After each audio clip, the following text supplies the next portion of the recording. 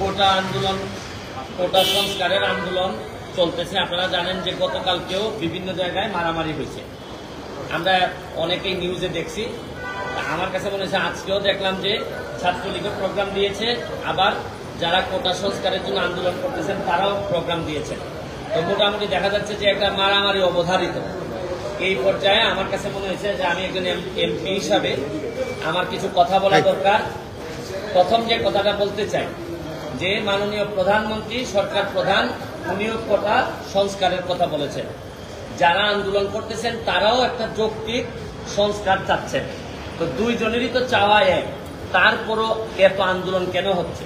এর মানে হচ্ছে গিয়ে দুইজনের প্রতি হয়তো বিশ্বস্ততা কম, অথবা দুইজনকে বুঝে উঠতে পারতেছেন না। আমার কথা হচ্ছে যে একজন যদি বলতো যে না একেবারে কোটা থাকবে না, আর একজন যদি বলতো কোটা থাকবে, তাইলে না হয় আন্দোলনের মাধ্যমে এটা করা যেত। এখন প্রশ্ন হচ্ছে গিয়ে যে যারা প্রথমে আন্দোলন শুরু করছিলেন তাদের এই আন্দোলনকে অনেকেই আমরা যৌক্তিক মনে করছি, কিন্তু যখন এই আন্দোলনটাতে যখন রাজাকার স্লোগান চলে আসলো, যখন দেখা গেল যে সরকার বিরোধী, দেশ বিরোধী কিছু মানুষও এই আন্দোলনের সাথে জড়াই গেছে, তখন তো আর সরকার বসে থাকতে পারে না। তখন মনে হয়েছে যে এই আন্দোলনটাকে একটা সরকার বিরোধী আন্দোলন, কোটা সংস্কারের আন্দোলন রেখে এটা একটা সরকার বিরোধী আন্দোলনের দিকে মনে হচ্ছে, এবং সরকার তাই মনে করতেছে। আমার এদের আচরণ দেখে মনে হইতেছে। তা আমার কথা হচ্ছে যে আন্দোলনটা ছিল একটা যৌক্তিক, কোটা এই যে যৌক্তিক সমাধানের জন্য সংস্কার, এই সমাধান থেকে এখন চলে যাচ্ছে পুরা দেশ বা এই সরকার বিরোধী আন্দোলনে, বা কে রাজাকার, কে এইসব আন্দোলনে চলে গেছে। আমি যেটা বলতে চাই, এখানে আরেকটি পক্ষ যুক্ত হয়েছে। এটা হচ্ছে গিয়ে যে এই কোটা সংস্কারের বিষয়টি আদালতের এখতিয়ার। আপনারা জানেন যে এটা প্রধান বিচারপতির আদালতে এই জিনিসটা আছে। আপনি আদালতকে যদি না মানেন তাইলে তো আমাদের আরেকটা কনস্টিটিউশনাল একটা ক্রাইসিসে আমরা পড়ে যাব। আমার বক্তব্য হচ্ছে পরিষ্কার, যারা আজকে যারা মুখোমুখি হচ্ছেন তাদের প্রতি আমার একটা দাবি, কারণ বেশ কিছুদিন ধরে সাধারণ মানুষের অনেক কষ্ট হচ্ছে। আমি বলছি না যে আপনাদের দাবিও যৌক্তিক, আমি বলতে চাচ্ছি যে আপনাদের এই দাবি আদায়ের যে প্রক্রিয়াটাকে আদালত পর্যন্ত একটু অপেক্ষা করা যায় কিনা। আদালত আগামী 1 মাসের মধ্যে এটা সমাধান দিবেন বলছেন। আমার একটা বক্তব্য হচ্ছে যে আপনারা আন্দোলন করতে পারবেন, আপনারা তো আজকে না করলে কালকে করতে পারবেন না, এরকম কোনো কথা আপনাদের কোথাও ছিল না।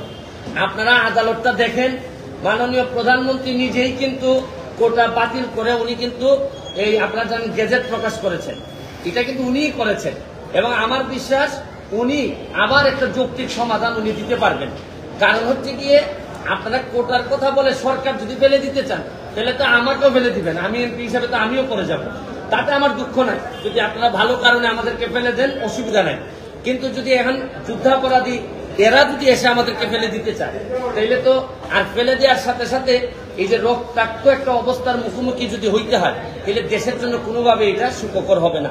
আমার বক্তব্য হচ্ছে আপনারা অন্তত 1 মাসের জন্য এটাকে স্থগিত করেন, এবং প্রয়োজনে আমি আপনাদেরকে নিয়ে যারা কোটা সংস্কারের আন্দোলন করতেছেন তাদের যারা নেতৃবৃন্দ, তাদেরকে নিয়ে যারা আসলেই প্রকৃত ছাত্র তাদেরকে সাথে করে নিয়ে প্রয়োজনে আমি প্রাইম মিনিস্টারের সাথে বসে কথা বলবো, যাতে একটা যৌক্তিক সমাধান করা যায়। কারণ হচ্ছে গিয়ে আন্দোলন করে, মারামারি করে, এবং আরো একটা জিনিস দেখেন, আমি ছাত্রলীগের সাবেক নেতা ছিলাম, কর্মী ছিলাম। ছাত্রলীগ এবং যারা মুখোমুখি হয়ে গেছে, এটা কিন্তু একটা চক্রান্ত চলতেছে যে ছাত্রলীগকে কিভাবে অজনপ্রিয় করা যায়। কারণ আপনি যখন একটা দুইটা দলের মুখোমুখি করবেন, সব এখন ছাত্রলীগ যদি কাউরে বাড়ি দেয় অথবা ছাত্রলীগ বাড়ি খায়, তখন কিন্তু হয়তো একটা খারাপ পরিস্থিতির দিকে যাবে। ছাত্রলীগকে আরো অজনপ্রিয় করার একটা প্রক্রিয়া চলতেছে। আমি মনে করি, আমি ছাত্রলীগকেও দাবি জানাবো যে আপনারা প্রকৃত অর্থে যদি কাউকে প্রতিহত করেন, তাহলে যদি দেখা যায় যে এই আন্দোলনের বাইরে থেকে কেউ এসে সরকারের ক্ষতি করতে চায়, রাষ্ট্রের ক্ষতি করতে চায়, তাদেরকে আপনারা প্রশাসনের কাছে হস্তান্তর করবেন, নিজেরা আইন তুলে নিবেন না। আমি আপনাদের এই বড় ভাই হিসাবে বলতেছি, আর যারা আন্দোলন করতেছেন তাদেরকেও আপনাদেরই বড় ভাই আমি বলতেছি যে আপনারা আদালতের দিকে একটু দেখেন। 1 মাস পরে যদি আপনাদের মনে হয় যে না এটা যৌক্তিক সমাধান হয় নাই, তাহলে আপনারা আবার আন্দোলন করতে পারেন। কিন্তু অযথা মুখোমুখি হয়ে আপনাদের পুরা ভবিষ্যৎটা সামনে, আমি চাই না আপনাদের ভবিষ্যৎ নষ্ট হোক এবং এই রাষ্ট্রে বা দেশে একটা বিশৃঙ্খলা পরিস্থিতি তৈরি হোক। কারণ এইরকম বিশৃঙ্খলা পরিস্থিতি তৈরি হইলে সরকার কিন্তু কঠিন হাতে আগাইতে হবে, সরকারের সামনে আর কোনো পথ থাকবে না। এই জন্য আমি একজন মেম্বার অফ পার্লামেন্ট হিসাবে, ব্যারিস্টার সুমন হিসাবে আমি আপনাদেরকে দাবি জানাচ্ছি, আপনারা 1 মাসের জন্য, শুধু 1 মাসের জন্য আপনারা এই অ্যাপিলেট ডিভিশনের রেজাল্ট হওয়া পর্যন্ত আপনারা একটু যদি এটা স্থগিত করে এর ভিতরে আমরা আপনাদেরকে যদি চান, আপনাদেরকে সাথে করে নিয়ে প্রাইম মিনিস্টারের সাথে মাননীয় প্রধানমন্ত্রী, উনি বঙ্গবন্ধু কন্যা, উনাকে বললে উনি বুঝবেন না এমন কোন জিনিস নাই। আমি কাছাকাছি থেকে আপনাদেরকে সাক্ষী দিচ্ছি যে আমি এতদিন উনার সাথে আমি সংসদে ছিলাম, উনাকে যদি বুঝায় বলা যায় উনি বুঝেন না এমন কোন জিনিস নাই। তবে আমার কাছে মনে হয় যে প্রক্রিয়া আপনারা আদায় করতে চাচ্ছেন, এই প্রক্রিয়াটা আপনাদের সঠিক না। আপনাদের কাছে আমার দাবি, 1 মাস সময় আপনারা স্থগিত করেন। 1 মাস পরে সুপ্রিম কোর্টের আদেশের পরে আপনারা, কারণ আপনারা যেটা চাচ্ছেন, আপনারা বলতে চাচ্ছেন যে আপনারা আন্দোলন সরকারের সাথে, আদালতের সাথে না। কিন্তু আপনাদের এই আন্দোলনের যেটা চান আপনারা, এটা যদি আদালত থেকে আসে তাহলে তারা আপনাদের আন্দোলন করার দরকার পড়ে না। আপনারা মানলাম যে আপনারা আদালতকে চাচ্ছেন না, কিন্তু আদালতের মাধ্যমে আসতে পারে। প্রয়োজনে আদালতে আইনজীবী হিসেবে আমি থাকবো, থেকে যৌক্তিক সমাধানের চেষ্টা আমি করব। এইটুকু আমি। তার মানে আপনি বলছেন যে কোটা আন্দোলনকারীরা যদি আদালতে আসে আপনি তাদেরকে আইনি সহায়তা দিবেন? আইনি সহায়তা ক্লিয়ার করে বলেন। আমি যদি তারা আদালতে আসে, আমি তাদের সাথে থেকে একজন আইনজীবী হিসাবে তাদের এই যৌক্তিক সংস্কারের জন্য যা যা বলা লাগে আমি তাদের পক্ষে বলবো। কিন্তু তাও আমি চাই যে আপনারা আন্দোলনটা এইভাবে মুখোমুখি হয়ে সাধারণ মানুষের কষ্ট এবং এই রক্তাক্ত পরিবেশ আমরা দেখতে চাই না। কিন্তু গণমাধ্যমে যে ছবিগুলো এসেছে, গুলি করছে, তাদের পরিচয় এসেছে, শিক্ষার্থীদের এটা নিয়ে আমি তো এইটা দেখেই তো আজকে এখানে মুখোমুখি হয়ে হলাম আপনাদের। আমি গতকালকে যে পরিস্থিতি দেখলাম, শুনেন, প্রতিটা দল বা সংগঠন সবসময় তো একই আদর্শের উপর সব লোক থাকে না। তারা আদর্শের ব্যত্যয় ঘটায় দেখা গেল কেউ কেউ অতিরিক্ত আবেগ দেখাচ্ছে। এটা দেখাইতে গিয়ে তো আলটিমেটলি পুরা দলেরই বদনাম হচ্ছে। বা ধরেন সাধারণ আন্দোলনকারীদের পক্ষে যদি কেউ ছাত্রলীগকে মারে বা অমুককে মারে, তখন তাদেরও বদনাম হচ্ছে। আমার কথা হচ্ছে যে সংঘর্ষের মধ্য দিয়ে, সন্ত্রাসের মধ্য দিয়ে এগুলাতে কোনো সমাধান আসবে না, বরং আমরা আরো পিছাই যাব। আমরা সামনের দিকে আগাচ্ছি। বঙ্গবন্ধুর সোনার বাংলা বানানোর জন্য আমাদের সবাইকে একটু ধৈর্য ধরতে হবে। আমি শুধু 1 মাসের সময় চাচ্ছি যে আদালতের সিদ্ধান্ত মতো সবাই সব পক্ষে অপেক্ষা করার জন্য। আমি তো বলছি না যে আপনারা আন্দোলন একেবারে বন্ধ করে দেন। আমি বলছি যে এই 1 মাস আপনারা আদালতের সিদ্ধান্ত দেখেন। প্রয়োজনে আমরা প্রাইম মিনিস্টারের কাছে যাই, গিয়ে ওনার সাথে কথা বলি। কারণ উনি তো শুধু প্রাইম মিনিস্টার না, উনি তো বঙ্গবন্ধু কন্যা জননেত্রী শেখ হাসিনা। উনারে বুঝাইয়া বললে, আমি নিজে পার্সোনালি উনার কাছে গিয়ে আমি দেখছি, উনারে বুঝাইয়া বললে এমন কিছু নাই হয় না।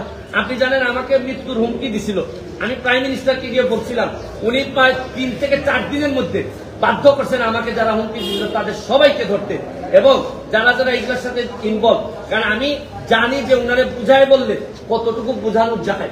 এই জন্য এই অভিজ্ঞতা থেকে একজন এমপি হিসাবে আপনাদের কাছে আমি দাবি জানাচ্ছি, অযথা এই সন্ত্রাসের দিকে গিয়ে, আন্দোলনের দিকে গিয়ে, ভাঙাভাঙির দিকে গিয়ে রক্তাক্ত অবস্থায় আমাদের কোনো সমাধান হয় না। কারণ আমরা এই গত সপ্তাহে আপনারা জানেন 3 ঘন্টা, 3.5 ঘন্টা, 4 ঘন্টা করে জেমে মানুষ বসে আছে।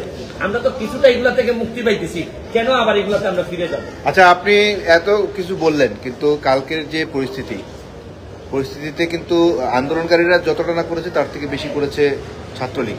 সবাই মনে এবং সবাই দেখেছে। তাদের প্রতি আপনার কোনো?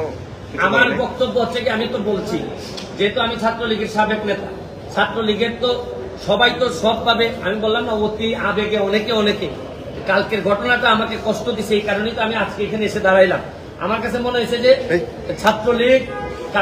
ছাত্রলীগ এবং সাধারণ ছাত্রছাত্রীদের মধ্যে যা হয়েছে তা অত্যন্ত দুঃখজনক, এবং এই দুঃখজনক পরিস্থিতি এড়াইতে হবে যে কোনোভাবে। এইটা পরিপূর্ণভাবে চিকিৎসার ব্যবস্থা করা, এবং যারা যারা দায়ী, কারণ আপনি যেই হন না কেন আপনি আরেকজনকে মারতে পারবেন না। আপনি কোনো আপনার সমস্যা থাকলে আপনি অথরিটির কাছে তুলে দিতে পারবেন। কেউ যদি আপনার মনে হয় রাষ্ট্রবিরোধী কাজ করতেছে, আপনি অথরিটির কাছে তুলে দিবেন। কিন্তু এটা যে পক্ষেই হোক, ছাত্রলীগই হোক আর যেই হোক, আমার কাছে মনে হয় তো অন্যের উপর হাত তোলাটা কোনোভাবেই কেউ মেনে নিবে না। এবং আমিও জানি সরকার থেকে এই ধরনের কোনো আদেশ বা এরকম কোনো কিছু বলা নাই। অনেকে অতি আবেগে এই কাজটি করে থাকে। ছাত্রলীগ কি ভুল করেছে এই মারধর করে? আমার কাছে মনে হয়েছে যে ছাত্রলীগ যদি কোনো মারধরের ঘটনায় থেকে থাকে, এটা ছাত্রলীগের কোনো দলীয় সিদ্ধান্ত না, এটা হচ্ছে গিয়ে অতি আবেগ। ওই কিছু কিছু লোক হাইব্রিড থাকে, তারা নিজেদেরকে প্রমাণ করার জন্য ছাত্রলীগের ট্যাগ লাগাইয়া দেখা যায় আরেকজনকে মারতেছে। এরা কি বুঝে না যে আমি যখন একজনকে মারতেছি এটা সারা বাংলাদেশে ভিডিও হচ্ছে, আমার দলের ক্ষতি হইতেছে? এটা কি এরা বুঝে না? যারা বুঝে এরা কখনো মারবে না, আর যারা মারে এরা প্রকৃত ছাত্রলীগ না। একটা জিনিস ক্লিয়ার হয় যে আন্দোলনকারীদের, বৈষম্য বিরোধী ছাত্র আন্দোলনকারীদের কোন আচরণে মনে হচ্ছে যে এই আন্দোলনটা সরকারের বিরোধিতার দিকে যাচ্ছে? এই যে আমি আপনাদের বলি, আন্দোলন যখন প্রথম হয়েছে যৌক্তিক সংস্কারের বিষয়ে আমরা নানা কথা শুনছি এদের, এবং যথেষ্ট পরিমাণ সরকারও কিন্তু শোনার চেষ্টা করছেন। এবং এটা জানেন আপনি, সরকার থেকে এই অ্যাটর্নি জেনারেলের মাধ্যমে কিন্তু ওই অ্যাপিলেট ডিভিশনে নিয়ে আসা হয়েছে যাতে এটা একটা যৌক্তিক সমাধান করা যায়। কিন্তু যখন থেকে আপনি খেয়াল করে দেখেন যে এই স্বাধীন দেশে আপনি রাজাকার স্লোগান দিবেন, এইটা কিন্তু মুক্তিযুদ্ধের প্রজন্ম বা আমরা যারা স্বাধীনতার সপক্ষের শক্তি, আমাদের পক্ষে মেনে নেওয়া খুবই কঠিন। এই সময় মনে হয়েছে যে এই যে প্রক্রিয়াটা শুরু হয়েছে, এবং আপনি দেখবেন যে বিভিন্ন জায়গায় এই যে জামাত চক্র, যেটা জামাত শিবির, তারা কিন্তু বসেই থাকে যে কোনো একটা এই আন্দোলনকে কিভাবে তারা ব্যক্তিগত বেনিফিট নেওয়া যায়। আমার কাছে মনে হয়েছে এরা তো সাধারণ ছাত্র, এরা তো এত বুঝে না।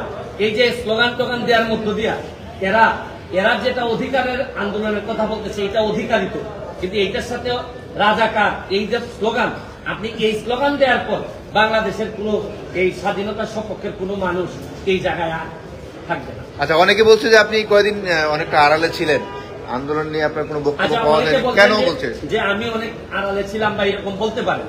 আচ্ছা, আপনি কি জানেন বেশিরভাগ মানুষই কোটা আন্দোলন যারা মৌনভাবে সমর্থন দিচ্ছেন বা বিরোধিতা করতেছেন, অনেকেই জানেনই না যে আন্দোলনটা কিসের জন্য। অনেকে জানেনই না যে কোটাটা আসলে অ্যাপ্লাই হয় কখন। একটা মানুষ পিলি, রিটেন এগুলা পাস করার পরই তো কোটা অ্যাপ্লাই হয়। অনেকে মনে করেন ধারণা যে কোটাটা মনে হয় বাড়ি থেকে নিয়ে আইসা এই কোটাতে ভর্তি করে দেওয়া হয়। আবার অনেকেই জানেন না আসলে কত পার্সেন্ট কোটাতে দিতে হয়। অনেকেই জানেন না কোটা না দিলে আপনার দেশের কি ক্ষতি হইতে পারে, মানে পিছাই আছে জনগোষ্ঠী কতটা পিছাইতে পারে।